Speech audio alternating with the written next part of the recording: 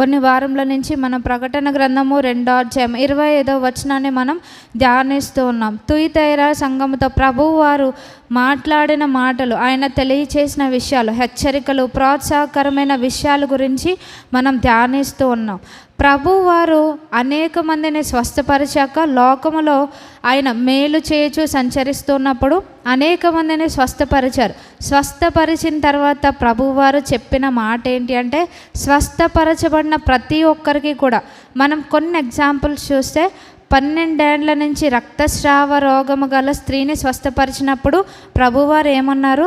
నీ విశ్వాసము నిన్ను బాగుపరచునన్నారు. అలాగే కనాను స్త్రీ తన కుమార్తె గురించి ప్రభువు వారిని వేడుకొనడానికి వచ్చినప్పుడు కూడా ఆయన ఏమన్నారంటే, నీ విశ్వాసము గొప్పది, నీవు కోరినట్టే నీకు అవునుగాక అన్నారు. అలాగే పుట్టి గుడ్డివాడైన బర్తిమయి అనే వ్యక్తి, ఆయన త్రోవ ప్రక్కన కూర్చుండి జనాలను భిక్షం అడిగేటప్పుడు ప్రభువారు ఆ దారిన వెళ్తున్నప్పుడు ఆయన ఏం చేశారు? దావీదు కుమారుడు నన్ను కరుణించమని కేకలు వేశారు. కేకలు వేసినప్పుడు ప్రభువారు పిలిచారు. ఆయన్ని పిలిచి ఏమన్నారు? నేను నీకు ఏం చేయాలని కోరుకుంటున్నావు అన్నారు. సో ఆయన దృష్టి పొందాలని అనుకుంటున్నప్పుడు ప్రభువారు ఆయన కళ్ళను తెరవ చేశారు. తర్వాత కూడా ఆయనకు కూడా చెప్పింది ఏంటంటే, నీ విశ్వాసము నిన్ను స్వస్థపరచును అన్నారు. ఇలాగ 4 సువార్తల్లో కూడా ప్రభువారు స్వస్థపరిచిన వారిని ఈ విధంగా పంపివేశారనమాట. సో ఇప్పుడు ప్రభువారు ఒకరి విశ్వాసాన్ని ఘనపరిచారు. ఎవరు వాళ్ళు? ఒక వ్యక్తి యొక్క విశ్వాసాన్ని ప్రభువారు పబ్లిక్లో అందరి ముందు అప్రిషియేట్ చేశారు.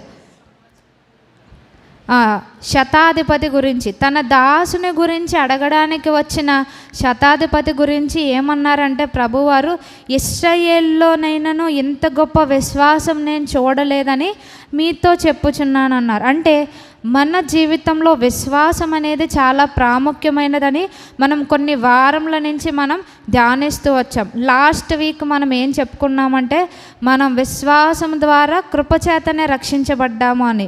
అలాగే ఇంకొకటి ఏంటంటే, మన విశ్వాసం ఎవరి శక్తిని బట్టి ఆధారపడి ఉండాలని నేర్చుకున్నాం, దేవుని శక్తిని బట్టి ఆధారపడి ఉండాలని మనం నేర్చుకున్నాం. అలాగే విశ్వాసం ఏ విధంగా కలుగుతుంది అనేది, వినుట వలన విశ్వాసము కలుగుతుందని. నెహెమ్యా గారు పని చేస్తూ ఉన్నప్పుడు సన్బల్లటు, టోబియా అలాగే అనేక మంది శత్రువులు వచ్చి ఆయన్ని అవహేళన చేసినప్పుడు, వారిని ఆటంకపరచాలనుకున్నప్పుడు దేని చేత ఆయన వాటన్నిటినీ జయించారంటే, విశ్వాసం అనే డాలు చేత అపవాది వేసిన అగ్ని బాణములన్నిటిని ఆయన ఆర్పివేసి పన్ని ముందుకు కొనసాగించినట్టుగా మనం చూస్తాం.